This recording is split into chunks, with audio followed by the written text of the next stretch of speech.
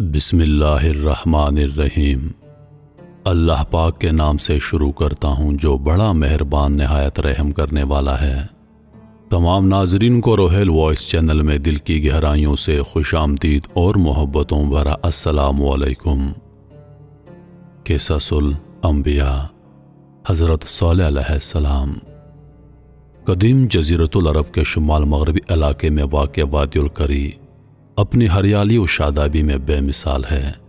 اس وادی پر قوم سمود کی حکمرانی تھی، جبکہ اس کے مد مقابل جنوب مشرقی عرب پر قوم عاد قابض تھی۔ قوم سمود بھی قوم عاد کی طرح نہایت طاقتور، طویل القامت اور زبردست شان و شوکت کی مالک تھی، اور اسے فن تعمیر میں بھی کمال حاصل تھا۔ پہاڑوں کو تراش کر انتہائی خوبصورت عمارتیں بنانے کا فن گویا ان پر ختم تھا۔ اس قوم کے دارالحکومت کا نام حجر تھا، جو حجاز مقدس سے شام جانے والے قدیم راستے پر واقع تھا۔ اب یہ علاقہ مدائن صالح کہلاتا ہے۔ مدائن صالح کے قدیم شہروں میں ایک العلا ہے، جو آج بھی بہت پر رونق اور آباد ہے۔ مدینہ منورہ سے تبوک جاتے ہوئے بڑی شاہراہ پر تقریباً 450 کلومیٹر کی مسافت پر یہ شہر واقع ہے۔ العلا شہر ہی سے وادی سمود میں داخلے کا راستہ ہے۔ یہاں کے ریلوے اسٹیشن کا نام بھی مدائن صالح اسٹیشن رکھا گیا ہے۔ یہ لکودک میدان چٹیل بیابان 18 سے 20 مربع میل پر پھیلا ہوا ہے، جہاں ہزاروں ایکڑ کے رقبے پر وہ خوبصورت تاریخی عمارات ہیں جنہیں قوم سمود نے سخت چٹانیں تراش کر بنایا تھا۔ دوسری جانب نرم میدانی علاقوں میں عالیشان مکانات کے کھنڈرات ہیں۔ 1000 سال قبل از مسیح کے ان فن پاروں کو دیکھ کر آج کے جدید ترقی یافتہ انسان اور ماہر تعمیرات حیران رہ جاتے ہیں۔ سرخ پہاڑوں کے اندر اس شہر خاموشاں کی ہزاروں تاریخی عمارتوں کی موجودگی یہ بتاتی ہے کہ اس زمانے میں بھی اس شہر کی آبادی 4 یا 5 لاکھ سے کم نہ ہوگی، جسے ان کی بدعمالیوں اور نافرمانیوں کے سبب ایک زوردار، تیز اور ہولناک آواز کے ذریعے آنن فانن ہلاک کر دیا گیا۔ قرآن پاک میں اللہ تعالیٰ فرماتا ہے، اور سمود کے ساتھ کیا کیا، اور جو وادی کرا میں پتھر تراشتے اور گھر بناتے تھے۔ قوم سمود اپنے عالیشان محلات، سرسبز و شاداب کھیت کھلیان، خوبصورت مرغزاروں اور نعمتوں کی فراوانی کے سبب غرور، تکبر اور سرکشی کے نشے میں چور تھے، اور چونکہ تکبر اور کفر کا چولی دامن کا ساتھ ہے تو یہ بھی ابلیس کے پیروکار بن گئے۔ حالانکہ کچھ ہی عرصہ پہلے قوم عاد پر قہر الہی کے مناظر ان کے سامنے تھے۔ یہ بھی اپنے ہاتھوں سے تراشے ہوئے پتھر کے خداؤں کی عبادت کرتے۔ ان کے معاشرے سے حق اور انصاف ناپید ہو چکا تھا۔ بے حیائی اور فحاشی آخری حدود چھو رہی تھی۔ مقدس انسانی رشتوں کا احترام ختم ہو چکا تھا۔ رقص و سرور، عیش و عشرت، شراب و شباب ان کی زندگیوں کے لازمی جزو بن چکے تھے۔ ایسے میں اللہ تعالیٰ نے اسی قوم میں ہی سے ایک خدا ترس اور بہت نیک انسان حضرت صالح علیہ السلام کو نبوت کے منصب پر فائز فرمایا۔ قرآن کریم میں ارشاد باری تعالیٰ ہے، اور ہم نے قوم سمود کی طرف ان کے بھائی صالح کو بھیجا۔ دیگر نبیوں کی طرح صالح علیہ السلام نے بھی اپنی قوم کو راہ راست پر لانے کی بہت کوشش کی۔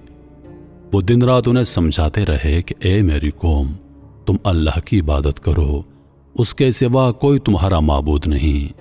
اسی نے تم کو پیدا کیا اور آباد کیا، تم اس سے مغفرت مانگو اور اس کے آگے توبہ کرو، بے شک میرا پروردگار نزدیک ہے اور دعا کا قبول کرنے والا ہے۔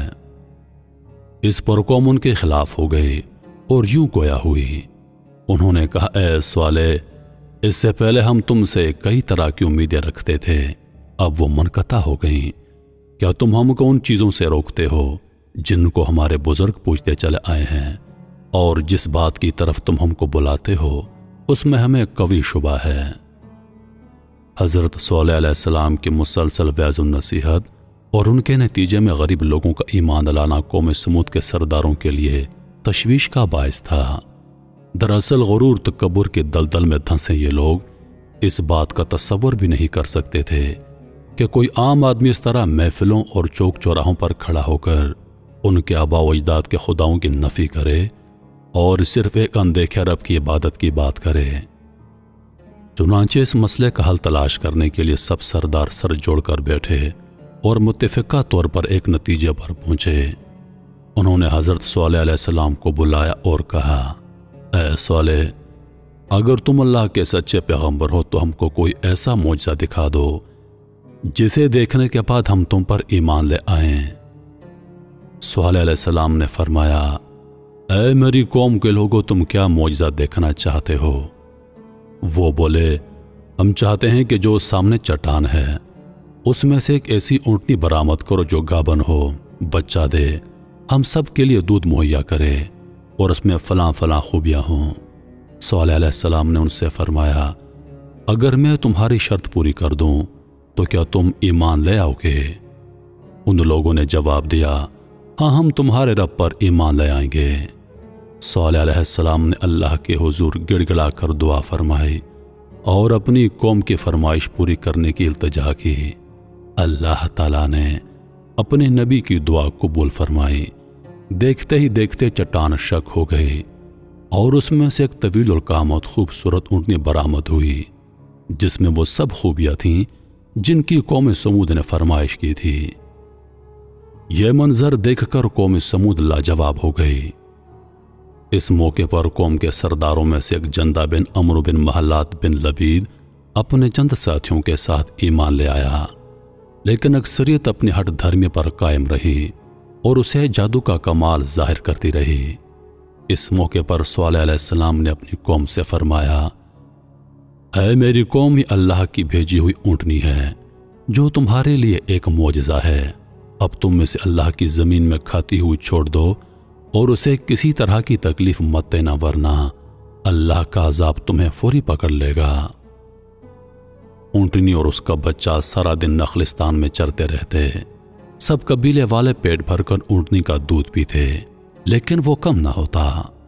स्वालेह अलैहिस्सलाम ने कुएं के पानी को तकसीम कर दिया था। एक दिन ऊँटनी पानी पीती और एक दिन समूद के लोग। जब ऊँटनी पानी पीने आती तो वो कुएं का सारा पानी पी जाती। कुरान करीम में अल्लाह ताला फरमाता है, स्वालेह अलैहिस्सलाम ने अपनी कौम से कहा, देखो ये ऊँटनी है, एक दिन इसकी पानी पीने की बारी है और एक दिन तुम्हारी बारी, और इसको कोई तकलीफ मत पहुंचाना वरना तुमको सख्त अजाब आ पकड़ेगा। कुछ ही अरसे के बाद कौम समूद को ऊँटनी की मौजूदगी खटकने लगी।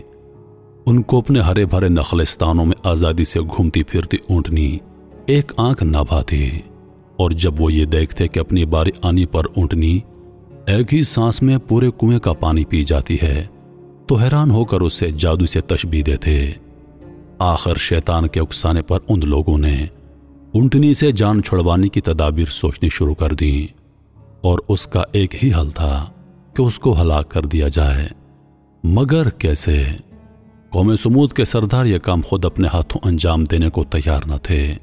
सो उन्होंने दो नहायत ऊंचे और मालदार ख़ानदानों की आज़ाद मंश औरतों को राज़ी किया कि वो कौम के किसी नौजवान से यह काम करवा दें, जिस पर उन औरतों ने दो ओबाश और शराब व शबाब के रसिया नौजवानों को ऊँटने के कत्ल पर आमादा किया, जिनके साथ मज़ीद 7 ओबाश नौजवान शामिल हो गए।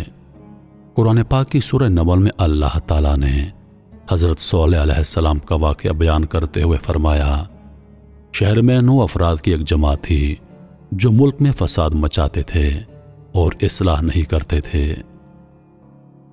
और फिर हस्बे प्रोग्राम एक दिन ये 9 अफराद ऊँटनी के इंतज़ार में कुएं के पास घात लगाकर बैठ गए, जबकि कौम के लोग अल्लाह के अजाब के डर से छुपकर यह मंजर देखने लगे। जब ऊँटनी कुएं के करीब आई तो मसदा नामी शख्स ने तीर चलाया जो उसकी पिंडली में पेवस्त हो गया और टांग से खून का फवारा जारी हो गया। ऊँटनी को जख्मी देखकर बाकी लोग खौफजदा होकर पीछे हट गए। यह मंजर देखकर दोनों औरतें आगे बढ़ीं और मर्दों को बुरा भला कहना शुरू कर दिया, जिस पर कबीले का सबसे ताकतवर शख्स कदार बिन सालफ आगे बढ़ा और तलवार के भरपूर वार से ऊँटनी की कूंचें यानी पिछले पांव के ऊपर का हिस्सा काट डाला। ऊँटनी शदीद जख्मी होकर जमीन पर गिर पड़ी और एक जोरदार चीख मारी। उसी असना में जख्मी ऊँटनी को घेरे में लेकर उस पर नेज़ों और तलवारों के लातादाद वार किए गए, जिससे वो हलाक हो गई। उधर उसका बच्चा भागता हुआ पहाड़ पर चढ़ा और चीखें मारता मारता पहाड़ में गायब हो गया।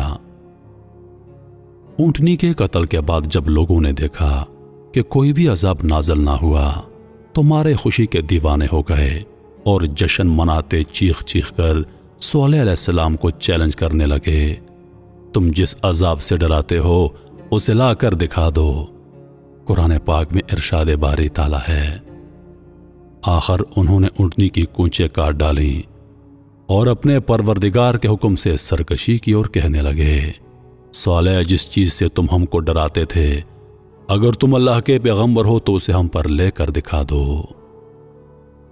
ऊंटनी के कत्ल की खबर सुनकर सॉलेह अलैहिस्सलाम बहुत आबदीदा हो गए और फरमाया, इस बदनसीब कौम को अब अल्लाह के अजाब से कोई नहीं बचा सकता।